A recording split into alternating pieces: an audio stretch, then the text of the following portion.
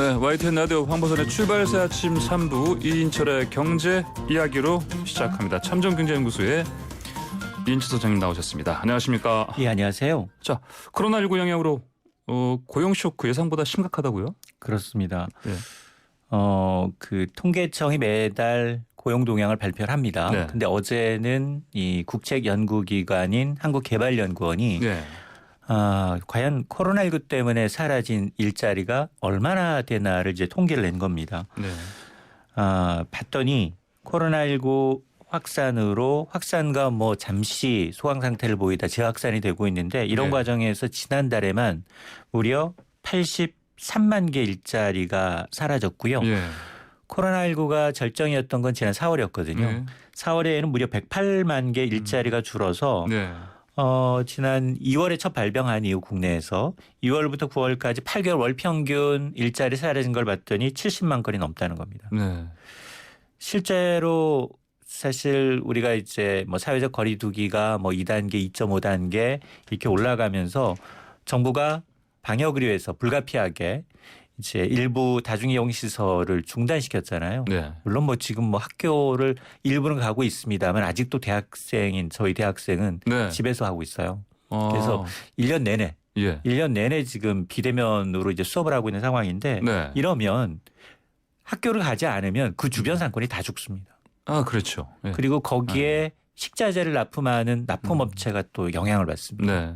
자, 그러다 보니까 이렇게 지금 어떤 업종이 가장 타격을 받았느냐. KDI는 영업 제한으로 영향을 받았던 대면 서비스 업종이 가장 큰 타격을 받았는데 도소매업, 숙박, 음식업, 교육 서비스업, 보건업 이런 것들이 대부분 지역에도 다 있단 말이에요. 네. 이런 지역 서비스 상권이 많이 영향을 받았고 전반적으로 보게 되면 헬스케어, 네. 미용업, 여가업, 교육업 이런 업종들이 일자리가 많이 줄어들었다라는 건데 이런 기조는 사실 통계청이 매달 발표하는 이 취업자 수와 비슷합니다. 네네. 지난달에 무려 39만 개 이상 일자리가 줄어들었는데 지난 3월 이후 7개월째 일자리가 줄고 있습니다. 네.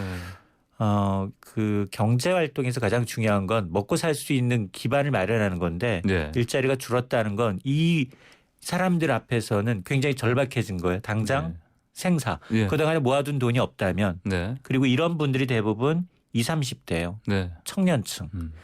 이 지금 자영업 하시는 분들 대부분 둘이 하거나 예. 한 명을 이제 종업원을 썼다면 이 사태로 인해서 영업 정지 기간이 길어지다니까 내보내고 예. 가족으로 대체하고 있거든요. 예, 예. 아니면 나홀로 사장님. 네. 그러다 보니까 지금 지난달 청년층의 일자리가 무려 50만 개가 허공으로 사라졌습니다. 예.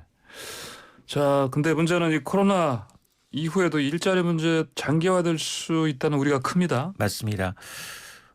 국책연구기관은 이런 걸 연구해서 네. 이제 기획재정부의 정책에 어떻게 반영했으면 좋겠다 제언을 하는 기관이에요. 네. 자, 그러다 보니까 이제 앞으로 예상되는 문제점이 도대체 뭐냐.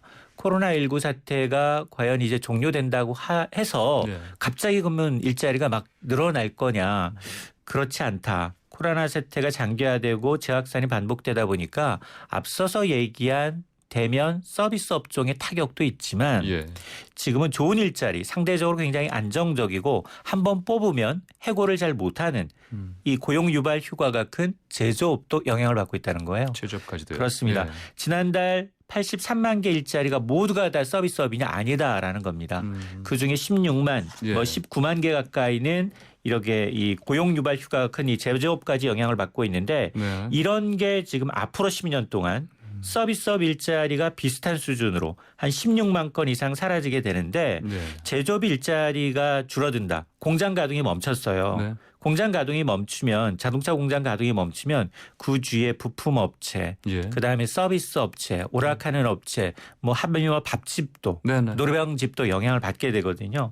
자, 그러다면 해법이 도대체 뭐냐? KDI가 제시하고 있는 건 단기적으로는 고용 유지가 급선무다. 네. 이제 해고를 좀 중단하고 잠정적으로 거기 정책적 지원을 하면서 네. 이 지역 서비스업 취약계층을 보호하는 데 좀 초점을 맞추고 그리고 더 나아가서 중장기적으로는 이런 이제 신규 기업들이 과연 진입할 수 있도록 활발한 진입할 수 있도록 네. 경제 전반에 일자리 창출 여력을 확보하는 게 급선무다라고 하는데 이게 말처럼 좀 쉬운 일은 사실은 아니거든요.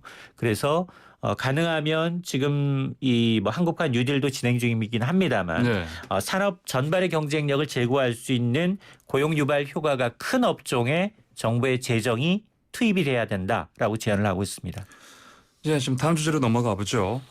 뭐 최근에 추미애 법무장관이 뭐 수사지휘권 발동한 거 이게 저 라임 사태 관련인데 저 펀드 환매 중단된 이 라임과 옵티머스 사태 이제 사실 방금 말씀하신 것 드린 것처럼 이제 금융 사기를 넘어서 이제 정관계 로비 의혹으로 좀 번져 있습니다. 자 우선 사모펀드 뭔지부터 간략하게 좀 설명해 주십시오. 이게 사실은 지난해 우리가 독일 망하지 않은 한 예, 이 상품 안전합니다. 이렇게 판 상품이 있었어요. 예. 이게 사모펀드입니다. 사모펀드, 펀드는 두 가지로 나눠요. 예. 공모펀드와 예. 사모펀드. 우리가 공모펀드라는 건 뭐 10억 만들기 펀드, 어린이 전용 펀드, 차이나 펀드 네. 이름이 있어서 공개적으로 50인 이상 불특정 다수한테 홍보를 해서 네. 돈을 이제 받아서 운영하는 건데 예. 이거는 공개적으로 하니까 네. 금융당국이 굉장히 엄격하게 들여다봅니다. 예.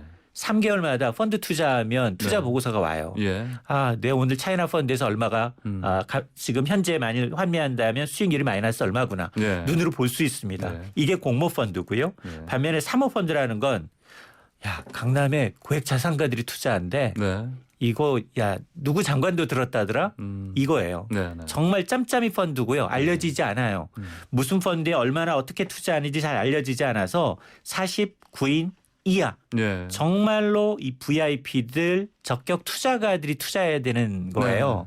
그런데 이게 최소 투자 금액이 1억 원입니다. 네. 2015년에 한국형 사모펀드를 활성화하겠다라고 하면서 투자 금액 기존에는 네. 5억 원 예. 이상이었었는데 뚝 낮췄어요. 예. 이러다 보니까 야 부자가 투자해서 돈 벌었대. 네. 입소문이 나니 이걸 만드는 사람은 자산운용사라고 하는데 네. 판매하는 사는 증권사 은행창구에서 판매가 됩니다. 네. 그러다 보니까 현장에 직접 야 나는 그동안은 이런 위험 상품에 한 번도 투자해 본 적이 없고 주로 예금이나 적금을 통해서 목돈을 굴려왔는데 이런 부자들한테 혹은 옛날 노후자금 운용하시는 분들 이런 분들한테 아유 여기 좋은 상품이 있는데 이게 국공채에 투자하는 거예요. 네. 절대 망할 일이 없거든요. 연 2.3% 3%까지 네. 부자들이 매년 수익을 얻어가고 있습니다. 이렇게 홍보를 한 거예요. 아하. 이게 바로 사모펀드입니다. 자 그러다 보니까 그동안은 주로 은행 PB, 증권사 PB를 통해 판매하던 것이 은행과 그다음에 증권사 예. 창구를 통해서 판매가 되니까 일반 투자자들이 몰린 거예요. 예. 지금은 공모펀드보다 사모펀드가 더 커졌습니다. 오히려. 예. 자 그렇다면 이제 지금 라임 같은 경우 국내 최대라고 알려져 있는데 뭐 어떤 문제가 있었던 겁니까? 그렇습니다. 지금 라임, 예. 그다음에 옵티머스 네. 모두 이런 사모펀드를 만들고 네. 운용하는 회사 명칭입니다. 예, 예. 근데 문제는 뭐냐? 이 사건이 주로 2017년부터 2019년도까지 발생을 했는데 네. 펀드 투자하고 난 다음에 일정 기간 지나면 환매해달라. 네. 이제 잘 굴렸으니까 나한테 돌려주십시오라고 예. 하니까 못 돌려주겠습니다. 당장 돈이 없습니다. 이렇게 나자빠진 거예요. 네, 예. 그게 이제 라임 펀드의 경우에는 지난해부터 이제 환매 중단된 금액이 1조 5천억 원. 네. 1.5천. 라임 옵티머스의 경우는 5천억 원의 행방이 묘연합니다. 네, 네. 근데 이 라임 자산운용은 국내 1위 사모펀드 운용사예요. 예. 문제가 지난해 7월에 봤더니 우량 기업에 투자한 줄 알았더니 코스닥 이 기업들 네. 이 전환사채라고 해서 매출을 채권으로 해서 이 편법 거래하면서 부정하게 수익률을 관리하다가 드러나서 이렇게 이 코스닥 이 부실 자산을 대량 매입하고 문제가 발생하니까 환매 요청이 들어오면 환매해줄 돈이 없으니까 다른데 한 펀드에 손실이 나면 예. 다른 펀드에서 받은 돈으로 돌려주는 거예요. 네. 그러니까 수익률을 이제 부풀리기 위해서 조작하기 위해서 돌려막기 한 정황이 드러난 겁니다. 네. 그런데 나중에 또 더 들여다 보니까 기업 사냥꾼하고 결탁을 해가지고 투자한 회사의 자산을 빼갑니다. 네. 그 빼간 회사의 주체는 또 거기 대주주들이. 아하. 자, 이런 그리고 이제 증권사 임원과 공모를 해가지고 사기성으로 판매한 것까지 드러나고 있어서 여기에 청와대 민정수석실 네, 네. 행정관까지 네. 연루가 돼 있다라는 거 아니겠습니까? 예. 자, 그래서 또 하나 이 옵티머스는 조금 사건이 다른데 처음부터 이거는 아주 사기성이 네. 좀 농후한데 2017년 12월부터 판매가 되어 왔는데 여기는 공공기관 매출 채권. 우리나라가 망하지 않은 한 아까 네. 똑같아요. 네. 독일 망하지 않은 한 그게 원금 100% 손실난 상품이었거든요. 네. 근데 여기는 공공기관 매출 채권에 투자합니다. 안전합니다라고 홍보해놨는데 그게 아니었어요. 이들은 대부분 비상장 이제 사모펀드에 이제 투자를 했고 이것도 네. 이제 페이퍼 컴퍼니 네. 실체가 없는 뭐 이런 회사였습니다. 그래서 회사 대표가 뭐 횡령, 정관계 로비 정황까지 드러나가서 이 부분은 검찰의 수사가 진행 중입니다. 예, 저희 라임하고 옵티머스 이제 펀드 피해자들 판매를 못 받으니까 생긴 피해 규모 어느 정도입니까? 일단 지금 뭐 희대의 이 사기 사건에 대한 피해자들 지금 라임의 경우에는 앞서서 제가 1조 5천억 원대 환매를 못했다라고 했는데 여기에 무려 4천여 명, 아하. 4천여 명이 물려 있고요. 예. 그리고 이제 옵티머스도 비슷합니다. 네. 이제 옵티머스도 5천억 원대인데 여기 피해자가 한 1,000여 명이에요. 예. 합치면 예. 5천여 명이 2조 원대 네. 사기 피해를 보고 있다라는 건데 네. 이게 문제가 더 큰 문제가 뭐냐? 옵티머스 펀드 피해 투자자 현황을 좀 봤어요. 네. 절반 이상이 60대하고 70대 노후 자금입니다. 아하. 근데 이들한테 예. 주로 봤더니 이게 보통 최저 미니멈이 1억이거든요. 예. 이분들이 평균 2, 3억씩 넣은 거예요. 네. 2, 3억씩 넣었는데 70대가 29% 예. 가장 많고요. 60대가 24%, 예. 50대가 27%입니다. 예. 즉 50대 이상에서 전체 펀드의 80%가 팔려 나갔다라는 거예요. 네.